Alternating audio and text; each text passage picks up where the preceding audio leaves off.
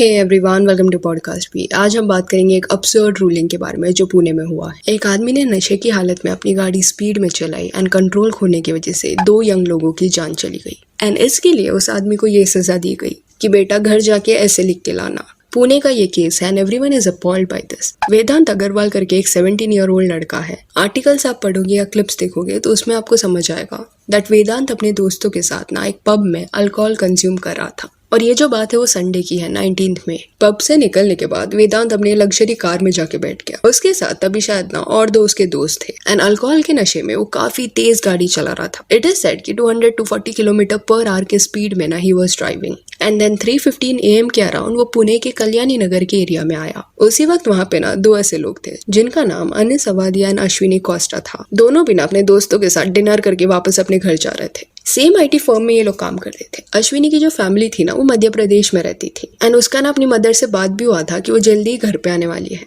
जून 18 को ना उसका प्लान था अपने घर पे जाके फादर को सरप्राइज करने का, बट संडे के दिन ना सब बदलने वाला था। अनिस एंड अश्विनी ना मोटरसाइकिल पे थे एंड उसी वक्त वेदांत अग्रवाल अपनी लग्जरी कार को ना स्पीड में चला के लेके आ रहा था एंड कल्याणी नगर के एरिया में आके उन्होंने इनके मोटरसाइकिल को हिट किया। इस क्रैश में अनिस एंड अश्विनी दोनों की जान चली गई। अभी इसके बाद जो भी हुआ ना वो हमारे जस्टिस सिस्टम पे बड़ा सवाल उठाता है कि क्या पावरफुल लोगों के लिए लॉ कुछ अलग ही है। वेदांत अग्रवाल के डैड जो है ना वो बिल्डर है, विशाल अग्रवाल। तो ये लोगों के पास ना पावर के साथ कनेक्शंस भी थे। अब इसी पुलिस के पास जब वेदांत को ले जाया गया तब उनके रिपोर्ट के अकॉर्डिंग ना उन्होंने सेक्शन 304 लगाया। इसमें ना रैश या नेग्लिजेंट बिहेवियर की वजह से किसकी अगर जान जाती है तो क्या सजा होनी चाहिए ये कवर किया जाता है। देन इवन ये भी बोला गया कि पुलिस ने ना अपने एप्लीकेशन में क्लियरली ये हाईलाइट किया था कि Vedant Agarwal should be treated as an adult. But Vedant का जो एज था ना वो 17 years 8 months था। 18 साल कंप्लीट नहीं हुए थे, जिस वजह से जुवेनाइल जस्टिस बोर्ड के सामने ये केस पेश होने वाला था। ये केस जब वहां पे गया तब बोर्ड ने ये ऑर्डर सुनाया कि वेदांत की सजा ये है दैट उसे 300 वर्ड्स का ना ऐसे लिखना on road accidents as his bail condition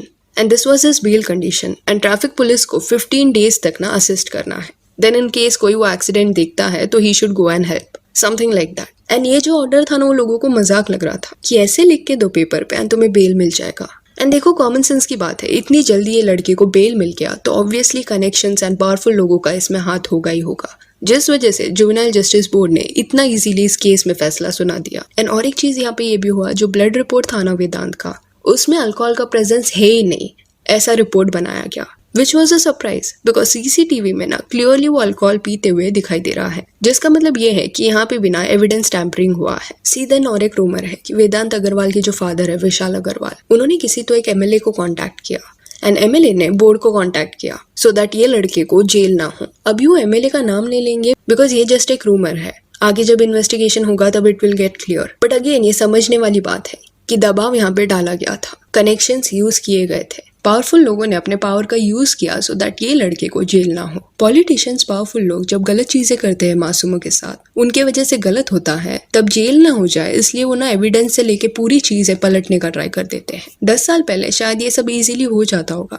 but आज सोशल मीडिया एंड कैमरास के एरा में ना लोगों को ऐसे फूल बनाना इज नॉट इजी। ऐसे सीरियस केसेस में ना अगले बार किसी भी पॉलिटिशियन को इंटरफियर करने से पहले ना 2 बार सोचना चाहिए। उनको डर लगना चाहिए कि कहीं वो भी इसमें फंस ना जाए। यहाँ पे किसने किस किस को फेवर दिया जिस वजह से बोर्ड ने ये ऑर्डर पास किया है वो भी रिवील होना चाहिए।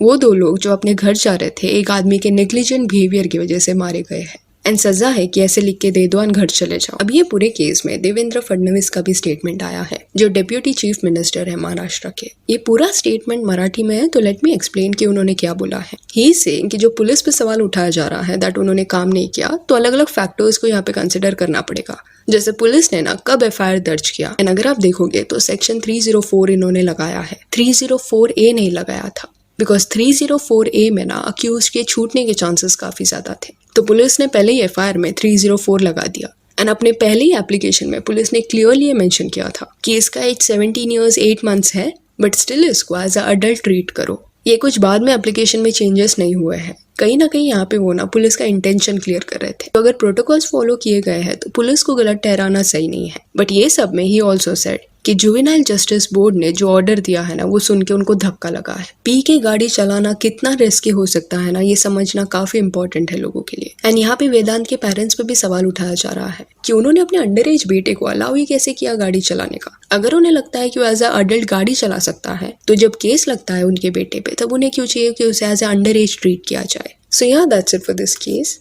इस केस में करंटली इन्वेस्टिगेशन हो रहा है बट क्लियरली जानबूझ के ना रिपोर्ट्स वगैरह यहाँ पे बदलने की कोशिश की जा रही है। सो जिस लैब में वो ब्लड रिपोर्ट निकला था कि वेदांत के ब्लड में बिल्कुल अल्कोहल नहीं है, उन पे भी कार्रवाई होनी चाहिए।